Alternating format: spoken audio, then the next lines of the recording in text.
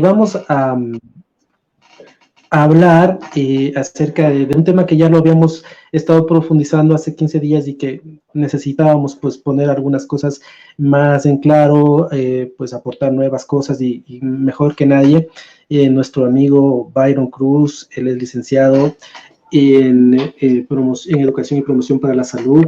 ¿Qué tal, Byron? ¿Cómo estás?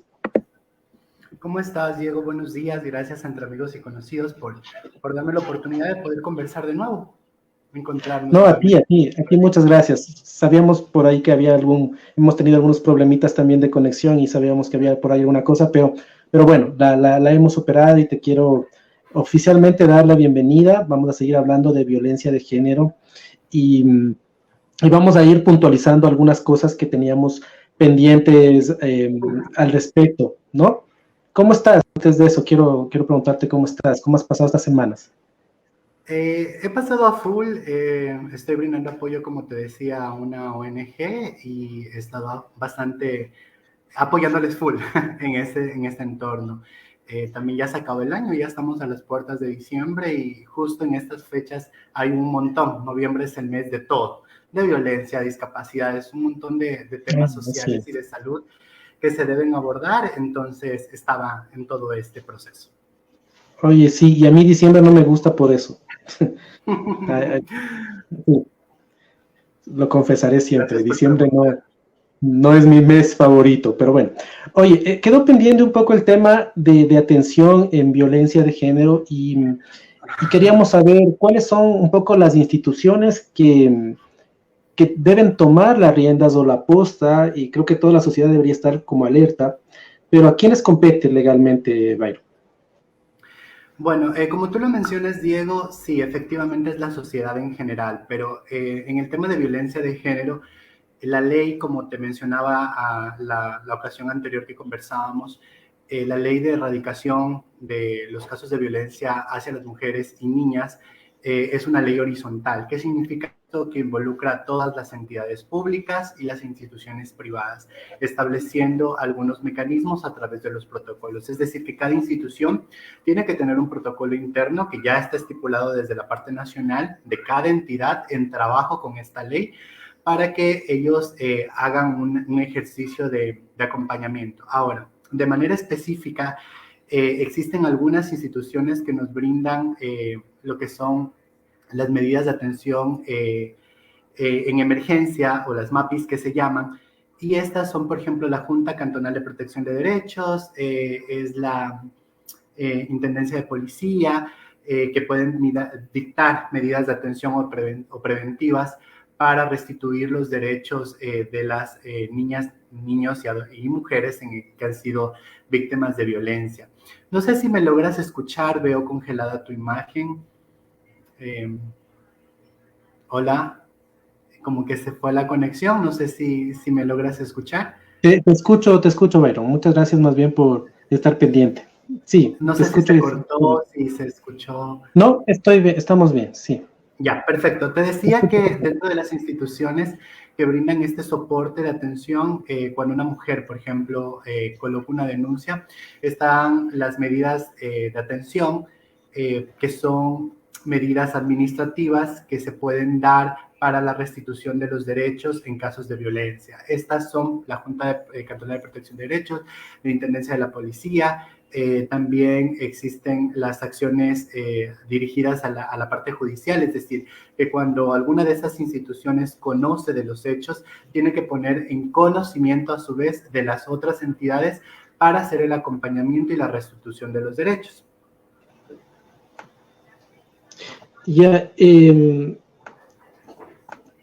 perdóname un momentito que parece que tuve una desconexión ahora sí. Pero bueno, estábamos hablando acerca de estas instituciones públicas y privadas y Se me olvidaba, tenemos... también dime. Sí, dale.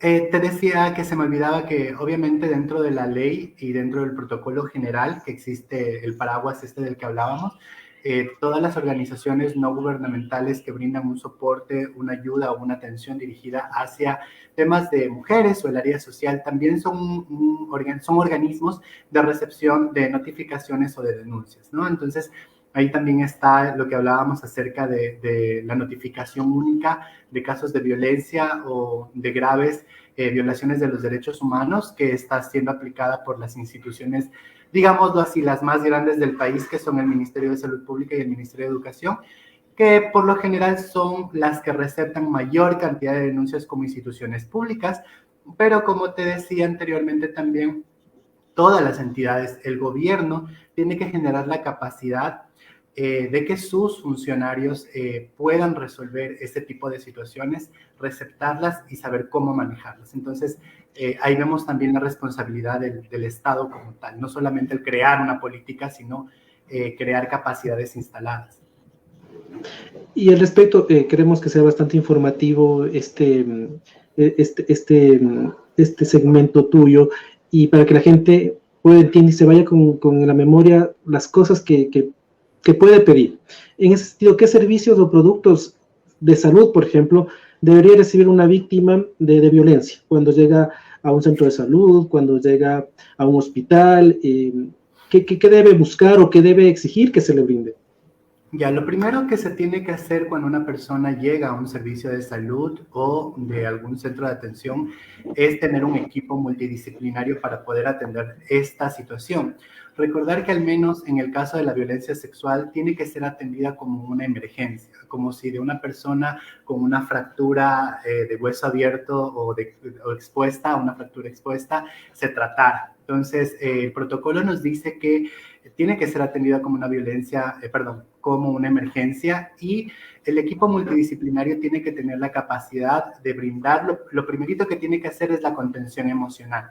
Si está atendiendo algún profesional que no sea del área de la psicología, puede atender cualquier otro profesional, pero que esté capacitado para brindar esta contención emocional, que significa generar un apoyo directo al paciente, estabilizarlo emocionalmente para que nos pueda contar lo que está ocurriendo. Eso es esencial y es la base de todo el proceso, y seguramente lo hacemos, no con este nombre de manera técnica, pero lo que hacemos todos cuando un familiar viene y nos cuenta algo es brindarle contención, ¿no? Posterior a esto, es importantísimo la referencia interna y las contrarreferencias dentro del sistema de salud para generar servicios oportunos. ¿Qué significa esto? Que depende de la complejidad del caso o de la situación, de las consecuencias de la violencia que haya sufrido esta víctima, yo voy a activar diferentes servicios, en este caso del Ministerio de Salud Pública. Si yo tengo una persona, por ejemplo, que fue agredida con arma blanca por su esposo, obviamente no es que me voy a sentar a conversar con ella, sino que tengo que activar y debo brindarle la atención que requiere, que es una atención clínica. En el proceso hago el acompañamiento y la verificación de qué ocurrió. Otra de las cosas importantes es la confidencialidad. Se debe garantizar durante todo el proceso la confidencialidad, y esto porque te lo menciono, porque algunos profesionales pueden romper este sistema y es revictimizar a las personas que han sufrido de violencia. Dentro de los servicios de salud, en el caso de violencia sexual, se activa algo que se llama el kit púrpura. ¿Qué significa esto? En todos los casos de violencia sexual se tiene que activar el kit púrpura. Es decir, que los establecimientos de salud deberían tener 3 cosas. Obviamente el equipo conformado, bueno, esa sería una cuarta. Dentro del kit púrpura tiene que haber un tamizaje de VIH al momento, porque hubo una exposición. Dentro de eso también se hace sífilis, también se suele hacer hepatitis B, pero principalmente VIH. También se tiene que entregar una pastilla anticonceptiva de emergencia, si ya estamos hablando de una persona, en este caso de una mujer en edad fértil, que puede estar en edad de la pubertad, cuando hablamos de niñas y adolescentes. Se entrega una pastilla y se entrega profilaxis post-exposición preventiva para VIH, es decir, lo que se conoce dentro de del área de VIH como la prevención post-exposición. Ahora, en algunos establecimientos de salud, por obviamente la tipología, porque no tienen una capacidad resolutiva para tener este tipo de medicamentos como son el post-exposición, lo que se hace es la referencia, por eso te decía, se activa. Entonces, si tengo un caso de violencia sexual, tengo que activar a los servicios que sí tienen este tipo de medicamentos, que serían los tipo C o los hospitales básicos o los hospitales generales o especializados que tienen las clínicas de VIH. Entonces, pero siempre se tiene, eso quiero dejarlo clarísimo, no le preguntamos al paciente si es que quiere o no. El protocolo nos dice que se tiene que hacer y se tienen que entregar estas 3 cosas. Las pruebas de VIH, sífilis, hepatitis B, la toma de la medicación de post-exposición para VIH, así no tenga un resultado positivo o así tenga un resultado negativo, tengo que dar el tratamiento post-exposición a VIH. Y también, obviamente, lo que les decía, ¿no? Lo de la pastilla anticonceptiva de emergencia para evitar embarazos en adolescentes. O bueno, para evitar embarazos no deseados que pueden surgir por el fruto de una violación, ¿no? Bueno, te iba a preguntar sobre la revictimización, pero tú ya lo has explicado. Y la otra categoría que podrías explicarnos es qué significa esto de la restitución de derechos, porque de repente pasan cosas que tal vez la integridad de la persona ya no se puede recuperar o lo que pasó ya no se puede echar atrás, pero ¿qué significa en este caso que se restituyen derechos? Bueno, es algo complicado y sí, respondiendo de las dos cosas, desde mi experiencia y desde mi perspectiva, no se puede no revictimizar, porque la estructura, no quiero hablar de los protocolos nuevamente, pero dentro de la estructura del marco legal se exige de alguna forma que se le vuelva a preguntar y a repreguntar a la víctima. ¿Por qué? Porque como médicos o como personal de salud o como docentes se llena esta ficha, esta hoja de notificación global de casos de violencia, pero cuando llega el protocolo, esto me olvidé también mencionarlo, dentro de las instituciones que brindan soporte, se puede solicitar apoyo a la Policía Nacional para que hagan el acompañamiento, para colocar la denuncia y también un acompañamiento para llevarlo hacia la casa a la víctima, o sea, para regresar. O sea, la policía tiene la obligación y dentro de la norma y el protocolo de realizar el acompañamiento a esta paciente o víctima o a esta víctima. El problema aquí es que puede surgir una revictimización porque cada entidad pública o privada necesita tener un respaldo de lo que está realizando. Entonces, allí se cae en la revictimización. Lo que nos dice el protocolo es que no es necesario que las otras instituciones que asumen el rol de acompañamiento durante el proceso tengan que volver a preguntar. Es decir, que si yo como Ministerio de Educación recepté el caso de violencia, los policías que vienen a hacer el acompañamiento para llevar a esta víctima a colocar la denuncia no tienen que volver a preguntar y pueden basarse en mi propio reporte para realizar su parte policial.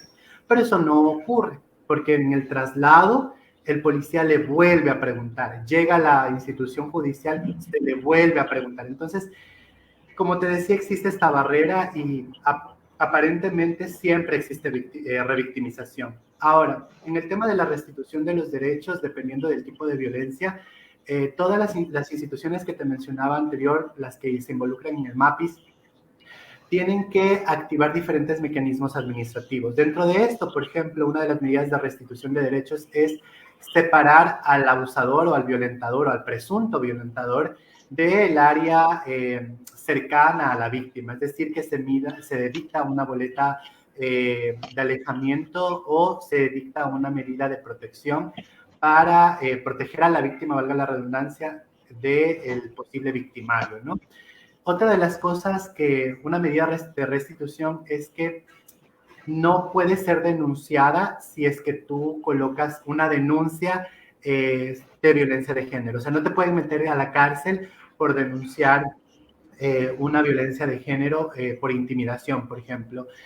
También es importante cuando existe esta intimidación por parte del victimario, saber que pueden dictarse medidas administrativas para que como lo decía, esta persona salga de tu círculo, pero también para recuperar, para devolverte a tu casa. O sea, si tú te vas por el hecho de la violencia, la Junta de Protección dicta medidas para que se acuda contigo a tu domicilio y puedas reintegrarte a tu círculo familiar.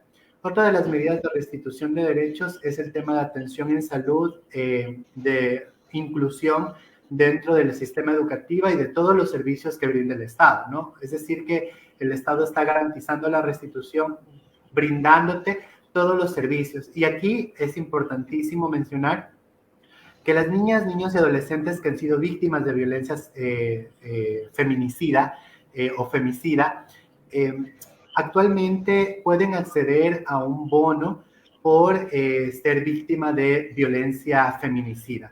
Entonces es importante esto porque el Estado ya creó un mecanismo financiado para que las personas que quedan como secuela de la víctima de la violencia femicida pueda recibir y restituirse económicamente también de sus derechos, porque hablamos de niños que están quedándose sin mamá, que quizás era el único sustento de la familia, y quedan desprotegidos, quizás institucionalizados, y bueno, el gobierno ha creado este mecanismo. Justamente ahora a nivel nacional se estaba hablando de la casa que en el caso de María Bernal se compró en pareja con su agresor, con su asesino, y que la víctima directa de esto, que también es su hijo, no puede acceder a este bien del matrimonio porque la ley no se lo permite. Entonces todavía existen algunas cosas que se deben mejorar para la restitución de los derechos. Ya lo habíamos abordado hace 15 días, pero es bueno como fortalecerlo en la información. Preparando esta entrevista precisamente habíamos notado aquello de quién debe o por qué medios se debe alertar de un caso de violencia y cuál es la diferencia, pues hacías notar tú, entre notificar o denunciar un caso de violencia. Ya, aclaremos esto. Dentro del Código Orgánico Integral Penal se establece la obligatoriedad de que servidores públicos que están en conocimiento o que atienden personas en situación de vulneración están en la obligación de denunciar. Sin embargo, como les decía, esto es un paraguas y obliga a todos como una responsabilidad social hacia la prevención de la violencia y hacia la restitución de los derechos también la denuncia. Es decir, que la denuncia viene siendo para el Estado y para las personas víctimas de violencia también una forma de restituir sus derechos. Entonces, la obligatoriedad directa dentro del Código Orgánico Integral Penal se establece para docentes y para personal de salud. Bueno, no solo docentes, sino para todo el personal del entorno educativo, administrativos, directivos, docentes, planta docente, y en la parte de salud de igual manera, están en la obligación de denunciar. La denuncia actualmente se está receptando por un formulario, que es el formulario único de notificación de casos de violencia y de graves violaciones de derechos humanos, que acoge lo de lesa humanidad. Y esta notificación aparentemente, digo aparentemente porque no estoy tan convencido de que sea así, pero aparentemente el espacio judicial, es decir, la fiscalía, está receptando y aceptando estas notificaciones y haciendo el proceso de investigación. Imagino que a nivel nacional se realizó algún consenso entre entidades públicas de todo el ámbito que involucra la ley esta de erradicación, para que la fiscalía reconozca esto, porque como te decía anteriormente, ellos reconocen denuncias para poder investigar, no notificaciones. Sin embargo, estas notificaciones sí son importantes. Una recomendación que les doy a los profesionales que atienden estos casos o que quizás tengan algún contacto, lo que yo solía hacer es que, además de colocar la denuncia, era realizar una notificación sin nombres específicos, solamente con el hecho y con datos generales de qué ocurrió, a la Junta de Protección de Derechos. ¿Por qué? Porque la Junta se activa y la Junta notifica a la Fiscalía y ellos tienen la obligación de hacer su investigación, porque como lo decía anteriormente, si es que existe algún agravante después en esta víctima y llega a la muerte o llega a una lesión que incapacita a la persona, puede generarse una responsabilidad directa para mí, en este caso, que tuve el primer contacto con la víctima de violencia. Entonces, esto es importantísimo en las responsabilidades que tenemos. Algo que quería mencionar dentro de los servicios, que no lo mencioné y que ahorita me acordé, sobre el tema de las incapacidades. Mira, dentro de mi conocimiento y de mi investigación técnica en el ámbito de los protocolos, no he encontrado ninguna norma, ningún acuerdo ministerial, ningún protocolo del Ministerio de Salud Pública que establezca los tiempos de incapacidad que debe recibir cualquier persona por alguna lesión. Es decir, que si tú llegas por una fractura, es percepción del personal médico que te está atendiendo decirte cuánto tiempo de incapacidad tienes. ¿Y por qué es importante en el tema de violencia? Porque si es que no se dicta, por ejemplo, determinado tiempo para que esta víctima de violencia tenga una incapacidad de realizar sus actividades normales, por ejemplo, no puede proceder a una denuncia para meter a la cárcel a cuando se considera en flagrancia a la cárcel a esta persona que está generando un acto de violencia. Entonces, por eso a veces es legítimo que cuando una persona es víctima de violencia se le coloque 3 días de incapacidad, pero esto no dice en ninguna norma ni en ningún protocolo. O sea, no existe una guía para los profesionales de salud para saber qué tiempo, y esto en todos los casos, ¿no? Un borrachito que se golpeó con otro saliendo en una discoteca, no existe cuánto tiempo tengo que darle por la lesión que tiene en la frente. O sea, es una percepción de personal de salud. Y yo considero que sí, de alguna forma es negligente, que no existe un protocolo, porque depende de esto, por ejemplo, que se dictamine cárcel o no cárcel para los abusadores o los violentadores. Entonces, es algo importantísimo que considero que es necesario mencionar. Regresando al tema. Sí, continúa. Sí, continúa. Bueno, regresando un poco al tema de las personas que deben notificar, también se encuentran todas las organizaciones que brindan atención en servicios sociales. Y tú te dirás, bueno, las ONGs o fundaciones, pero recordarles que la mayoría, por no decir el 85% de fundaciones a nivel nacional, tienen convenios firmados con el Ministerio de Inclusión Económica y Social. Para mí, la mayoría de fundaciones que no tienen un financiamiento internacional, como grandes ONGs que hay en el país, tienen un vínculo directo con el MIES, con proyectos sociales. Y dentro del Ministerio de Inclusión, lo menciono, existen protocolos que involucran a estas fundaciones que atienden estos proyectos del MIES en convenio para que hagan un seguimiento y una notificación. Es decir, que el aparataje público de atención en violencia o en recepción de denuncias y notificaciones de violencia es grande, no es pequeño. O sea, tenemos un montón de fundaciones que trabajan en estos temas sociales o de salud, que tienen la obligación de denunciar estos casos de violencia cuando se encuentran en sus entornos o en los usuarios que atienden. Entonces, hablamos del Ministerio de Salud Pública que la parte primaria de atención en salud atiende cerca del 80% de los servicios de salud. Es decir, que antes de llegar a un hospital a quitarte un riñón, tuviste que haber pasado por un establecimiento básico de salud y te debieron haber hecho un tamizaje de violencia. Eso es algo importante.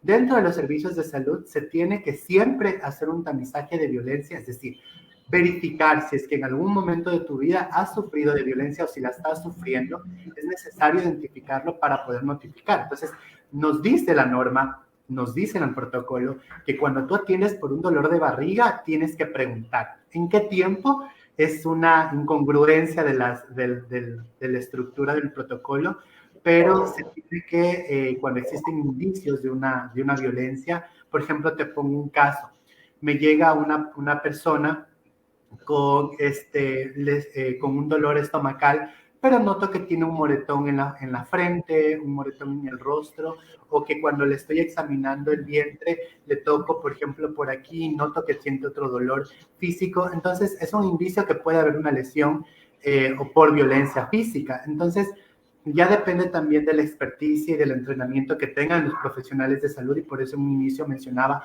la responsabilidad del Estado de generar capacidades en los servidores públicos que brindan estos servicios de atención.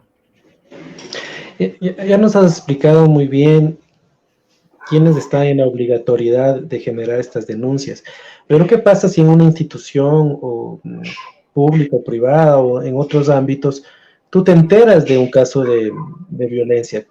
Desde este punto de vista, la persona que conoce, que posiblemente no tenga la obligatoriedad de denunciar, ¿qué se debe hacer? Lo que pasa es que ese es el punto. Lo que estamos tratando de hacer hoy, que es el Día Naranja, bueno, ayer que fue el Día Naranja y este es el mes de la violencia, es involucrar a todas las personas para que se sientan con la responsabilidad de denunciar. Y sí, es algo problemático quizás colocar la denuncia, pero sin duda la Fiscalía ha generado mecanismos, por ejemplo, se puede acceder a protección se puede acceder a un mecanismo de protección de denunciantes, es decir, si es que yo conozco que algún familiar o vecino está siendo víctima de violencia, a mí me colocan como testigo protegido para que no se divulgue que yo fui la persona que coloqué la denuncia. Sin embargo, existen algunos problemas en este tema, pero es una forma o un mecanismo que la Fiscalía generó para proteger a las personas y garantizar que todos podemos denunciar los casos de violencia. Si no quieres denunciar directamente, puedes notificarlo o puedes llamar al ECU 911 y notificar el hecho. El ECU 911, a través de las instituciones que están ancladas a él mismo, tiene la obligatoriedad de enviar a una unidad a hacer una verificación del caso o del hecho. Y ellos tienen que asumir el rol del acompañamiento y el seguimiento. Por eso es que todos los servidores policiales deben estar capacitados y recordemos por qué digo todos.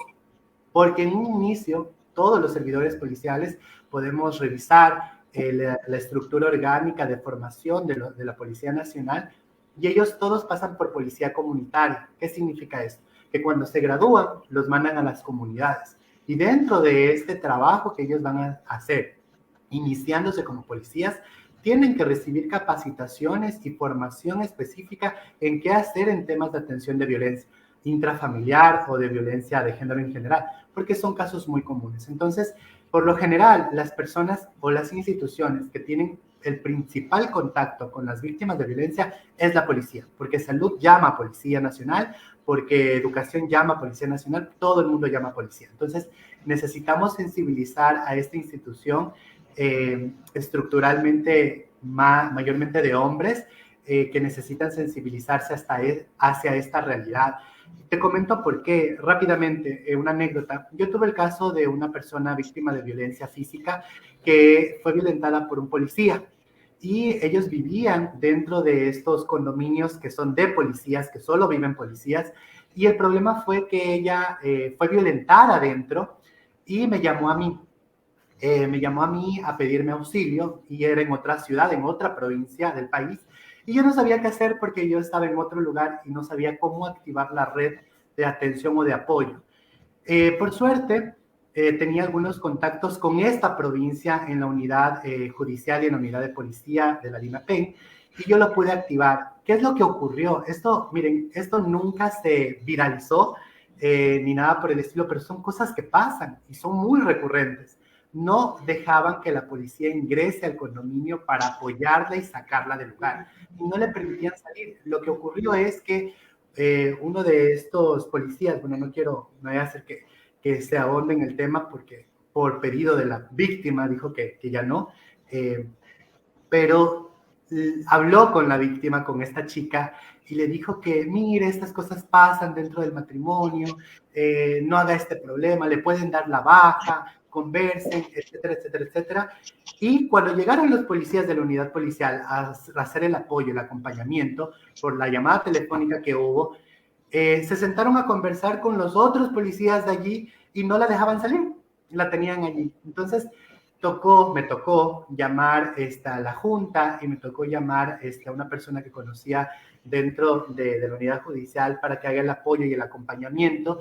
Y bueno, vemos en este caso y en esta anécdota cómo se necesita tener de alguna forma un apoyo desde otras instancias para que una víctima no sea mantenida dentro del sigilo. Entonces se colocó la denuncia, policía fue a la cárcel, fue preso, pero todo lo que pasó, imagínate que ella hubiese sido mucho más condescendiente con lo que le estaban diciendo en esa situación, yo hubiese dicho, bueno, tienes razón, me quedo y no voy a denunciar. Entonces, por suerte, yo estaba en el teléfono y estaba regañándoles de alguna forma a los policías y diciéndoles, usted tiene que hacer esto, usted tiene que hacer esto, y obviamente no nos gusta que nos digan qué tenemos que hacer, pero existe mucho desconocimiento de la ley y mucho desconocimiento de las normas y los protocolos que tienen que cumplir cada institución. Precisamente en este afán de ir conociendo, como que es el primer paso para saber empoderarte y actuar. Hemos escuchado muchos tipos de violencia, ¿no? La violencia física, la violencia sexual, hemos escuchado de violencia política, hemos escuchado de violencia patrimonial también. ¿Qué otros tipos de violencia existen, Byron? Bueno, la principal violencia dentro de la anterior pregunta que me hacías de quiénes son los responsables es la omisión. Existe una violencia por omisión. Cuando conocemos un caso de violencia y no denunciamos, no notificamos, existe un tema de omisión y eso también es violentar a la víctima, es volver a violentarla, porque a más de que sufrió su tipo de violencia del cual fue víctima, estamos generando violencia por omisión, por no denunciar.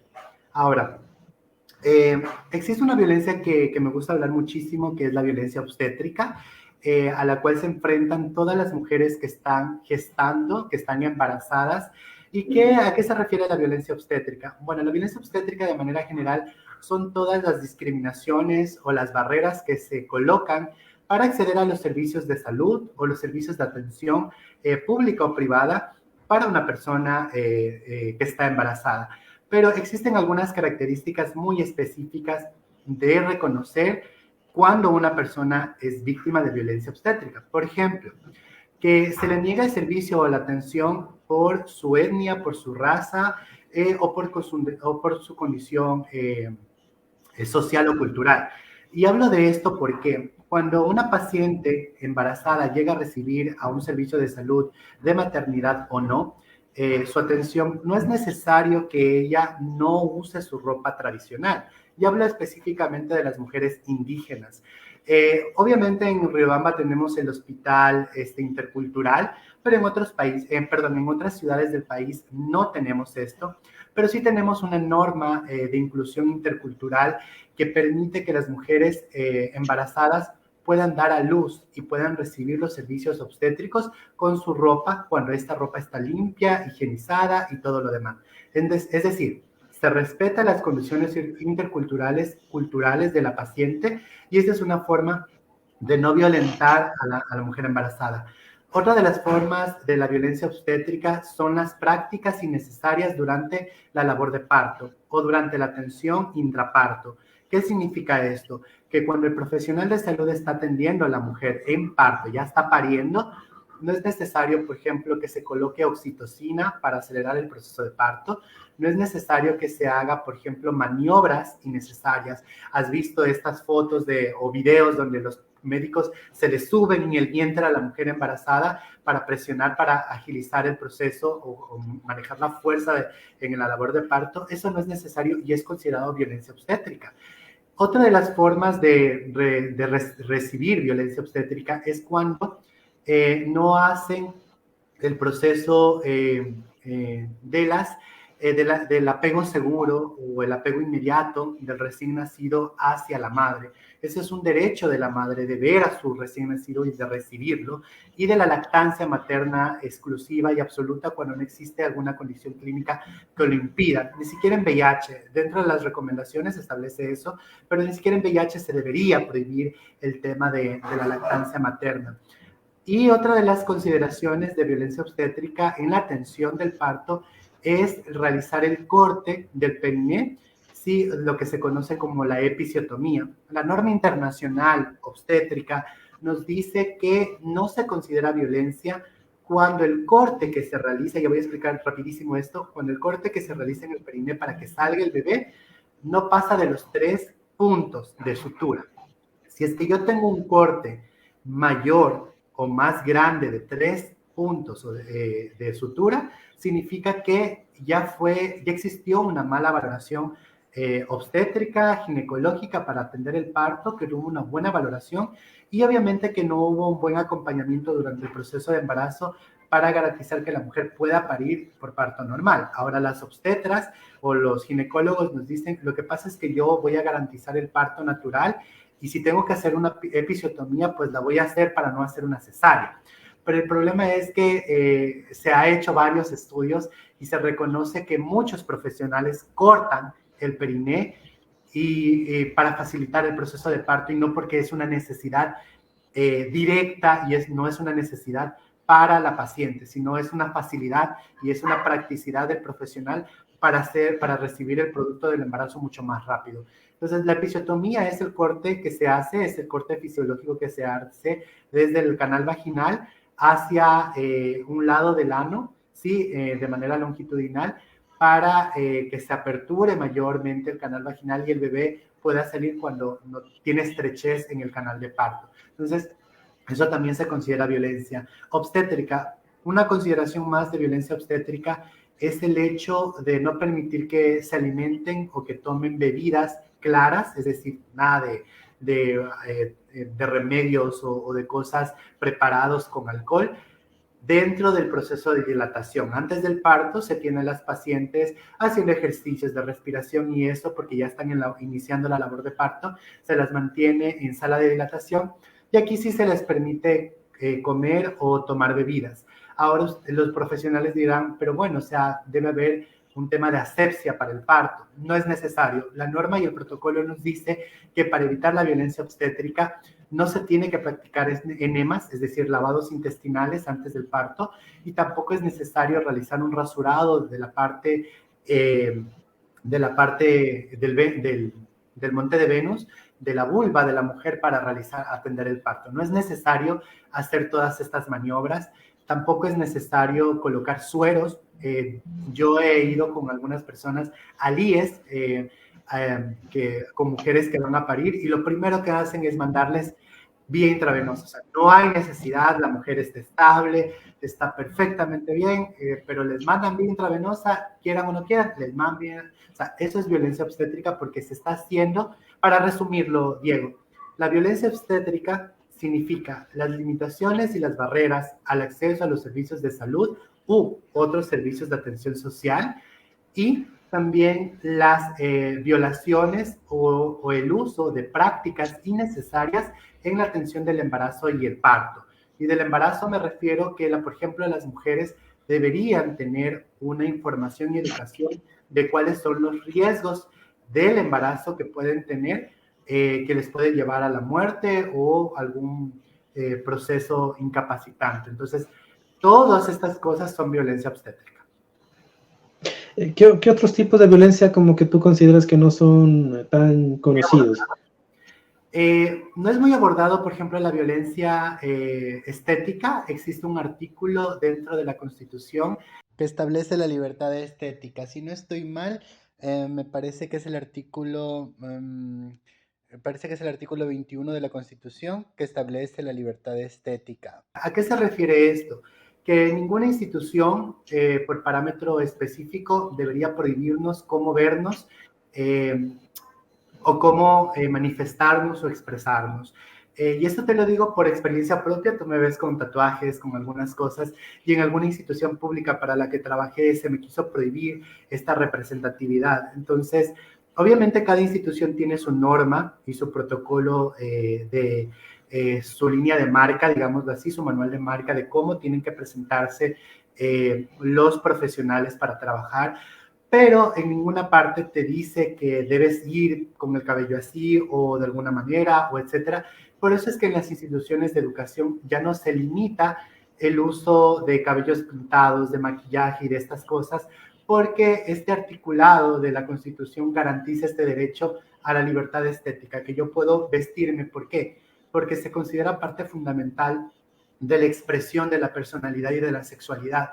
Entonces, limitar que yo lleve un tatuaje es limitarme que yo me quiero expresar de tal manera. Y no solo me refiero a los tatuajes o a los piercing, me refiero a la expresión estética en general. Que las mujeres, por ejemplo, puedan usar una falda larga que las mujeres puedan usar una falda corta. ¿Y por qué menciono de las faldas largas? He visto muchos memes que se hacen O en contra, pantalones también. o pantalones, porque he visto muchos memes en redes sociales que hacen una burla a algunas mujeres de ciertas religiones que tienen una forma característica de vestir, entonces se burlan de esto. Entonces, es una violación también de la libertad estética que tenemos todas y todos y todes para quienes quieran incorporarse en este llamado lenguaje inclusivo, que no estoy tan, tan gramáticamente involucrado, me parece una forma no necesaria, pero bueno, hay que reconocer, y esto es lo que nos invita el 25 de noviembre o el mes de derechos a la violencia, incorporar Oye, todas Osvaldo, las condiciones. bueno, no debería, creo yo, o sea, tú lo has sido claro, hay disposiciones donde hay libertad, pero se escucha que siguen habiendo estos casos de decir, bueno, no fue hace mucho que, no sé si es en la provincia de Cotopaxi, les cortaron el pelo a unos chicos como forma de castigo, ¿no? O sea, existe todavía esto de esta violencia de no respetar tu forma de presentarte, ¿no? ¿Qué hacen en esos casos? Bueno, lo principal es que puedes iniciar una medida administrativa desde la parte de talento humano porque se está vulnerando tus derechos. Hay algo que es importante que sepan, hay algo que quiero, y esto es una crítica personal, muy personal desde mi fondo personal. Para mí, no existe una profesionalización, no en todas las instituciones, pero en muchas instituciones públicas, yéndome a este tema específico, del talento humano, del personal que atiende talento humano. Es gente, para mí, que muchas veces es improvisada y no conoce la política dentro o alrededor de los derechos de los trabajadores. ¿Por qué te menciono esto? Porque en el caso que comentas que sí lo vi, no solamente se está violando este artículo o este derecho que tienes a expresarte como quieras, sino que es una violación a la cultura y a la cosmovisión de ese grupo de personas. Y dentro de la política pública, en todas, al menos las que yo he revisado, se incorpora es uno de los cuartos, es el cuarto elemento que se incorporó en el modelo de atención integral en salud, en contexto de salud y en contexto educativo, porque existen dos modelos diferentes, que se incorporó el tema de la interculturalidad, es decir, de incorporar en todos los servicios, en todos los asuntos de atención, el tema de la interculturalidad. Es decir, que si yo quiero establecer una norma interna en mi institución, en mi empresa, en mi institución pública, en mi unidad educativa, establecer un acuerdo de convivencia, ¿sí? O una norma interna, yo tengo que revisar y saber qué nos dice la política pública. Y la política pública ya te está diciendo, no puedes restringir cómo una persona pueda verse y vestirse. Sí, puedes establecer un uniforme y puedes establecer una línea corporativa porque es lo que te exige tu marca corporativa, pero no necesariamente tienes que limitar o violentar a una persona por su expresión. ¿Sí me explico? Por ejemplo, a mí me obligaban o bueno, quisieron obligarme inocentemente, pensando que yo no conocía de muchas cosas, a que me quite cosas de mi cara o de mi cuerpo, y era totalmente innecesario porque no era vinculante con mi ejercicio profesional. Entonces, hay que reconocer estas, y por eso siempre decimos los que trabajamos en prevención, que es necesario e imperativo el tema del reconocimiento de los derechos y de las normas que a nosotros nos protegen y nos garantizan. Tú hablaste también de cuando perteneces a una empresa o a una institución. En ese sentido, también habías anticipado que hay un tipo de violencia laboral, o sea, en el trabajo. ¿Qué es y cómo denunciarla? Porque muchas veces, claro, todo el mundo tiene la idea de que ahora que hay menos trabajo, ahora que no podemos tener tanto acceso a la cuestión laboral, mejor me callo, mejor no hago problema, mejor, o sea, mejor, como que me restringo derechos. ¿En qué consiste esa violencia y cómo denunciar? Ya, hay que partir del Código Orgánico Integral, del Código de Trabajo. Dentro del Código de Trabajo se establece que ningún trabajador puede o debería recibir alguna forma de violencia. y los empleadores están obligados a crear mecanismos para la denuncia, la notificación y el apoyo psicosocial a estas personas que han sido víctimas de violencia. También existe una restitución. En este año, me parece que a mediados del año se creó una norma y es un acuerdo interministerial que es dictado por el Ministerio del Trabajo en convenio con otras entidades públicas que garantiza un protocolo o que establece un protocolo de base para atender los presuntos casos de violencia en entidades, en el área laboral. Este protocolo inicialmente está para instituciones públicas, pero ya se actualizó un modelo para las entidades privadas. ¿Qué nos dice este protocolo? Primerito, que todas las instituciones públicas o privadas deben tener un proyecto un proyecto de psicoatención, es decir, que se debe incorporar dentro del área de talento humano, si es que se tiene o si es que no, mecanismos de capacitación, promoción y prevención de violencia y de todas las formas de violencia.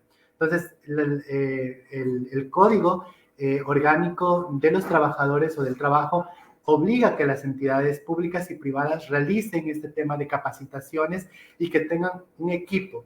Este protocolo establece un equipo para la atención y la recepción de notificaciones. Inicialmente, lo que se tiene que hacer es colocar la denuncia o la notificación de violencia a la dependencia de talento humano que existe en tu empresa. Es decir, son los primeros a los que tienes que poner en conocimiento. Ahora, si la misma persona que te agrede está dentro de este equipo de trabajo, obviamente es más complicado, pero puedes colocar la denuncia respectiva de manera verbal o de manera escrita hacia tu empleador directo. Entonces, el empleador directo está en la obligatoriedad de receptar esta denuncia y de activar. Ahora, algo importante que hay que destacar del protocolo es que no necesariamente tienes que colocar la denuncia al Ministerio del Trabajo o a algún ente judicial. Esa es una segunda parte. Lo que establece el protocolo es que se inicien medidas de restitución de derechos internamente, y para eso es que el protocolo existe, para que se fomente y se estructure este equipo de atención interna, que dé resolución, que haga una investigación interna y que mire una medida de protección. Dentro de este equipo que va a hacer la verificación del caso de violencia, no tiene que haber personas que estén involucradas en el acto.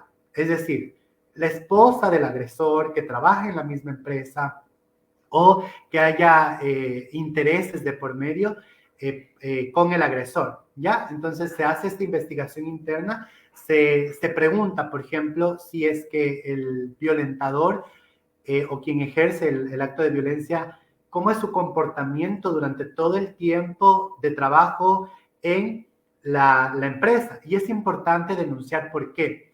Porque posiblemente si es que sigue perpetuándose estos actos de violencia, mi empleador agrede a un montón de compañeros y nadie denuncia, cuando ya se toma una medida de segundo nivel, que es la parte de la fiscalía o de la denuncia ya judicial, cuando se haga esta investigación se va a notar en el historial de esta persona violentadora que no existe ninguna denuncia, y esto puede ser un atenuante porque nadie ha denunciado. O sea, este señor me golpea, me insulta, me agrede, pero ninguno de los otros colaboradores colocó alguna vez una denuncia. Entonces, por eso es importantísimo que se denuncie para generar un precedente si sigue perpetuando. Entonces, se dictan medidas administrativas, se puede, por ejemplo, una de las condiciones es separar a la persona abusadora de su espacio de trabajo y hacer que cumpla otras actividades. Por ejemplo, se le puede dar teletrabajo hasta que llegue a la investigación completa. Y si es que ya se nota dentro del proceso que hubo, por ejemplo, una violencia sexual, una violencia física, ya se tiene que denunciar directamente a las medidas judiciales. Uno de los mecanismos que establece el protocolo es que se puede colocar la denuncia y no necesariamente el empleador o el responsable de talento humano, lo puede hacer el mismo empleado agredido. Yo, como persona agredida, puedo ingresar a la página del Ministerio del Trabajo y hay un apartado para colocar la denuncia, ingreso datos generales como el RUC de la empresa, el nombre del empleador, datos generales del violentador, qué rol cumple dentro de la empresa mi violentador, donde datos generales que pueda obtener. Y de allí, una vez recibida la denuncia a través de la página del Ministerio del Trabajo, se procede a las investigaciones. Dos diferenciaciones que quiero realizar en estos casos a nivel laboral. Pueden existir lo que son hostigamientos laborales y lo que es el acoso laboral. ¿En qué se diferencia? El hostigamiento tiene que ver con una subordinación, es decir, que existe poder y control desde el empleador o desde una persona que tiene un rango superior a ti en tu área laboral. ¿Me explico? Es decir, el hostigamiento es cuando la recibes desde tu jefe inmediato o desde una persona que ejerce poder en tu área laboral. Y el acoso laboral es cuando no existe ningún tipo de relación de poder. Por ejemplo, yo recibo acoso de la persona que ejerce la acción de guardianía de mi institución. Yo soy una persona que ocupa un cargo alto dentro de mi institución, pero sin embargo, cuando llego a mi trabajo, esta persona se burla de mí o me hace comentarios groseros cuando yo ingreso al área laboral. Entonces, eso es acoso. Hostigamiento es cuando, por ejemplo, mi jefe inmediato me hace comentarios de, ay, no deberías venir vestida así, o no deberías hacer esto, o no deberías, o sea, cosas muy tajantes que limitan mis derechos en cualquier espacio. Quiero agradecerte, pero antes de cerrar, ya nos hemos pasado, pero ha sido muy interesante, muy informativo el segmento. Y como para despedirnos, Byron, ayúdanos a algunas pistas que nos identifiquen, por ejemplo, cuando hay caso de un abusador y a su vez cuando está habiendo presencia de una persona víctima de ese abuso. No sé si podemos poner como unos tips que nos pongan a pensar en un caso y el otro. Bueno, partiendo de las características o del perfil del abusador, del violentador, es muy complejo determinarlo porque existen varias investigaciones que establecen algunas características de quien ejerce la violencia. Sin embargo, es muy limitante desde mi perspectiva, valga la redundancia, perfilar. ¿Por qué? Porque las personalidades, todas las personas tenemos diferentes personalidades y encasillarnos en que podemos ser posibles violentadores es dramático también. O sea, puede ser una persona muy cohibida y que no habla y que aparentemente se la ve amargada, pero no necesariamente va a ser un abusador o un violentador. Entonces, existen algunas características. Una de ellas es que existe una ruptura de las condiciones familiares. Generalmente los abusadores, específicamente en temas sexuales, tienen una ruptura adaptativa de la relación familiar madre-hijo o padre-hijo durante los primeros años de vida antes de los 8 años. Es decir, lo que se conoce como el principio de Electra o de Edipo, cuando no existe una ruptura de estos dos elementos, cuando no tenemos un rol específico de los padres en la crianza y cuando los padres no están emocionalmente disponibles para los hijos. ¿Qué significa esto? Que cuando no damos atención a los hijos y no atendemos esas necesidades emocionales de ellos, generalmente existe una irrupción del desarrollo cognitivo, de la personalidad y del comportamiento de los niños que posteriormente, si es que están viviendo en un contexto de violencia, en un contexto de abuso, que no puede ser solo desde la familia, sino desde el ámbito social, pueden desarrollarse como posibles violentadores y abusadores.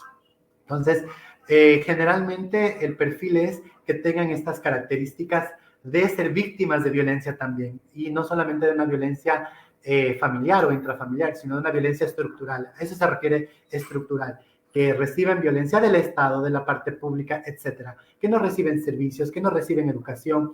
Eso es violencia estructural. Entonces, todas las personas que han sido víctimas de violencia de este tipo pueden, si es que siguen perpetuándose en estos ámbitos nocivos de la conducta, pueden convertirse en violentadores. Ahora, si tú me preguntas, existen muchos casos de gente que tienen una vida intachable, una vida decente, una vida de aplaudir, pública, una vida pública excepcional, pero son violentadores internos y violentadores puertas adentro que no lo podemos ver. Y esto también tiene que ver con los casos de violencia. Muchas mujeres que son violentadas son profesionales, son personas que asisten capacitaciones, son personas profesionales que tienen una mayor información y que creeríamos que no deberían ser víctimas. Pero lo mismo pasa con los agresores. No solamente los alcohólicos o personas que consumen drogas o sustancias a fiscalización van a ser violentadores. También hombres que están en la política, hombres que tienen profesión, hombres que tienen formación académica, son violentadores. Entonces no los podemos perfilar. Ahora, dentro de qué características tiene una persona violentada, son muchas y están las consecuencias, hay que reconocerlas. Lo primero es el cambio de comportamiento. Una persona abusada o violentada de cualquier tipo de violencia va a sentirse insegura y va a presentarse insegura en diferentes ámbitos de su cotidianidad. Buscan aferrantemente demostrarse seguras en condiciones específicas. Si mi pareja es abusadora o me violenta, yo voy a tratar de mostrar quizás que no lo es o que es apacible en mis ámbitos públicos, con mis amigas, con mi familia. Yo voy a tratar de decir, hablar bien de mi pareja en todo momento quizás es un síntoma de querer tapar alguna conducta negativa de tu pareja. Hay que leer. Algo que yo suelo decir, Diego, y que espero que lo empecemos a incorporar en nuestro cotidiano hablar, es que hay que aprender a leer a las personas. Nosotros somos un libro que debe ser leído y los profesionales que trabajamos en esta área aprendemos a leer a las personas con estas características. Otra de las cosas que existe en una persona violentada son los cambios conductuales que tiene. Es una persona muy activa, muy alegre, muy cordial y de la noche a la mañana ya no es así, se muestra aburrida, ya no quiere ir a trabajar, ya no cumple con sus roles y con sus tareas domésticas, ya no cumple con su rol de madre, se muestra impotente a servir o atender a sus hijos o cumplir su rol de protección como madre, se muestra indiferente, se muestra negligente.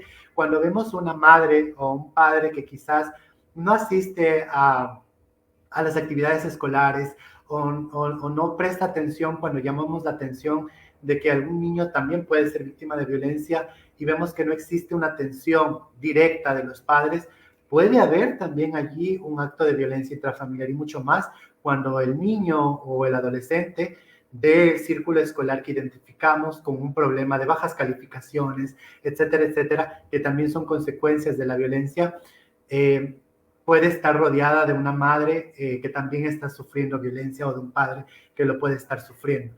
Entonces, lo principal, Diego, para no ampliarme y no especificar cosa por cosa, es notar estos cambios específicos en la personalidad y en el comportamiento de las niñas, niños, adolescentes, mujeres y adultos. Algo que se nos olvida, Diego, y que es importantísimo y no me quiero ir sin mencionarlo, es la violencia dirigida a los adultos mayores. Es impresionante, impresionante la violencia que existe dirigida a adultos mayores con discapacidad y personas con discapacidad. No solo es discriminación, es violencia. Negar un servicio, no atenderle, que no existan capacidades para atender a una persona con una diversidad de comunicaciones, es violentar. Existen algunos avances en esto, pero sin embargo se sigue perpetuando. Entonces, mi principal recomendación, no sé, imagino que ya quieres cerrar, me adelanto. Mi principal recomendación, es importante reconocernos como parte de la violencia, aunque nos duela y queramos decir que no.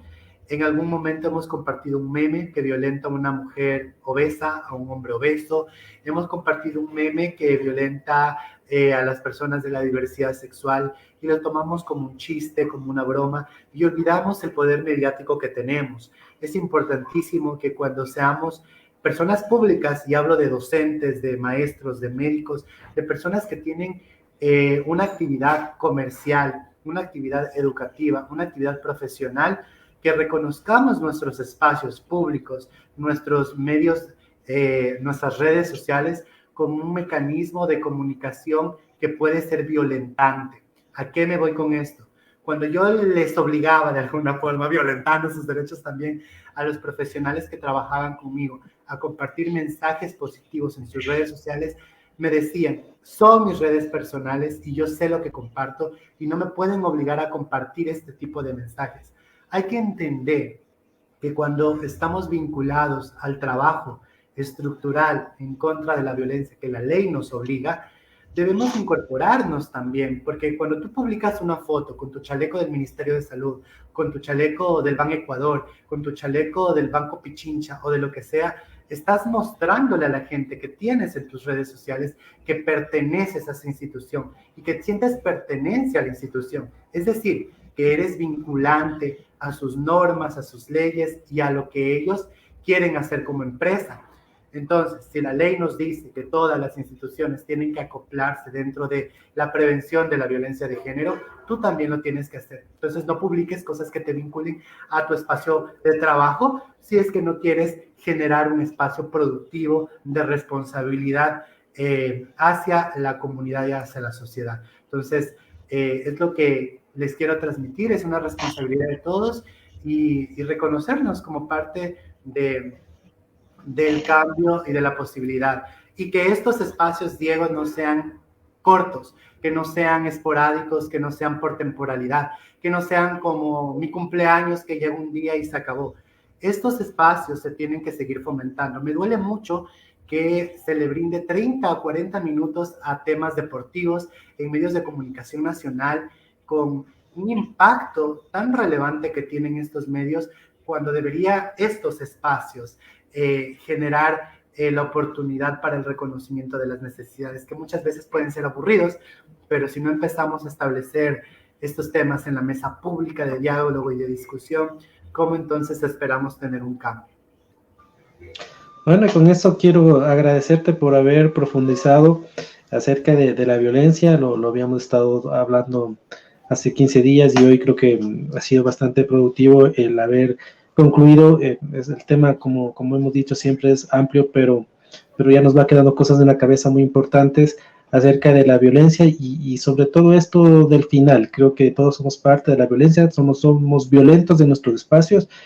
Y no solo porque pertenezcas a una institución, creo que hay que empezar a analizarnos nosotros cómo está nuestro entorno en cuestión de violencia. Quiero agradecerte y agradecer a todos ustedes por habernos acompañado esta semana más entre amigos y conocidos, y si Dios quiere, será hasta la próxima semana. Gracias. Gracias.